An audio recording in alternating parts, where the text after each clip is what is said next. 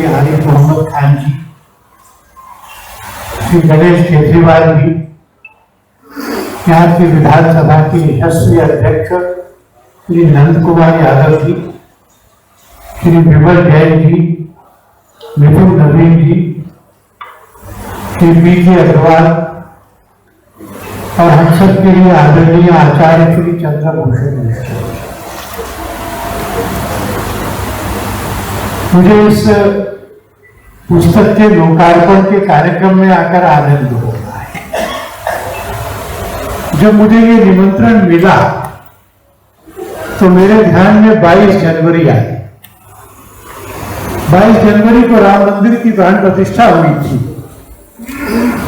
और राष्ट्रीय स्वयंसेवक संघ के सरसंघ चालक श्री मोहन लाल भागवत ने एक आह्वान किया था। वो आह्वान था कि अयोध्या में तो मंदिर बन गया और वैसा मंदिर हम सबके हृदय में भी बनना चाहिए। हृदयों में वो मंदिर बनेगा तो राम राज्य का स्वप्न साकार होगा। और मुझे लगा कि मैं इस कार्यक्रम में आऊंगा क्योंकि यहाँ के तरुण किशोरों के मन में राम जी का मंदिर बने, हृदय में बने, इसके लिए राम जी के जीवन की यथातथ्य पुष्ट सुंदर जानकारी छोटी कथाओं और चित्रों के माध्यम से देने वाली पुस्तक का निर्माण किया है। तो सरसंघ चालक जी के किए हुए आह्वान को पूरा करने का पुण्य उनको प्राप्त होगा। मैं सोच रहा था कि राम जी के जीवन और संदेश पर, क्योंकि हम सबके हृदय में बसते, हम सबके मन में बसते, किसको बोलना चाहिए आज, मेरे को या किसी और को। और मुझे लगा कि इस पर हम लोग श्री आरिफ मोहम्मद खान जी को सुनेंगे। राम जी हमारे अंतरंग में, हमारे हृदय में, हमारे मन में तो विराजते, पर सवेरे उठने से लेकर के रात तक सहज असहज, अचानक, अभ्यास और स्वभाववश हम जो कहते हैं और क्रियाएं करते हैं, उसमें से भी बहुत सारी चीजें हमको रामचरितमानस से प्राप्त होती है। छोटे छोटे उदाहरण ले सकते हैं। किसी के घर जाता हूं तो वो कहते हैं आप आगे चलिए।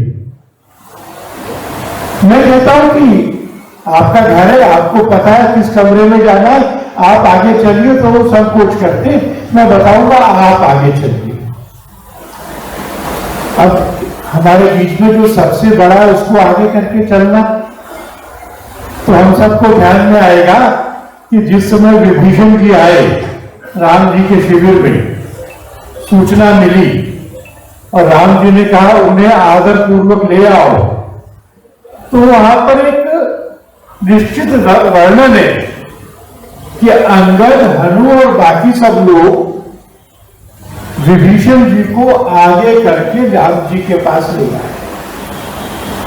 तो ये आगे चलने के लिए कहना, यह अभ्यास हमको वहां से करा।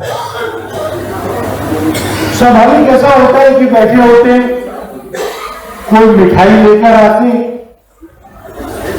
जिन्होंने मिठाई नहीं खानी होती वो एक बार उस प्लेट को एक बार हाथ लगाते, हाथ जोड़ते और कहते हैं मुझे नहीं चाहिए। अब ये जो स्पर्श करके मना करते प्लेट को, तो हमको आपको सबको ध्यान है कि जब मैदान का पर्वत ऊपर आया और हनुमान जी ने कहा कि विश्राम करो, तो राम जी ने कहा कि राम का काज किए बिना विश्राम नहीं करूंगा। पर उसके बाद हनुमान जी ने उस पर्वत को स्पर्श किया और प्रणाम किया। तो ना कहने की पद्धति आदर पूर्वक हो, ये तो हमने रामचरितमानस के अभ्यास से सीखा। किसी को कुछ भी परोसना हो, देना हो, कोई बच्चा उल्टे हाथ से दे दे तो घर का कोई बड़ा टोकता है उसको, क्या कर रहे हो, उल्टे हाथ से देते, सीधे हाथ से दो। तो हम सबको मालूम है राजीव गांधी जी ने संसद में उस निर्णय को पलटवा दिया था। उस समय श्री आरिफ मोहम्मद खान राजीव गांधी के मंत्रिमंडल में केंद्रीय मंत्री थे और इस निर्णय से कि हम उस कानून को बदल दें, सुप्रीम कोर्ट के निर्णय को बदल दें, आतंकवाद के और कट्टरवाद के आगे घुटने टेक दें, इसके विरोध में उन्होंने त्याग पत्र दिया।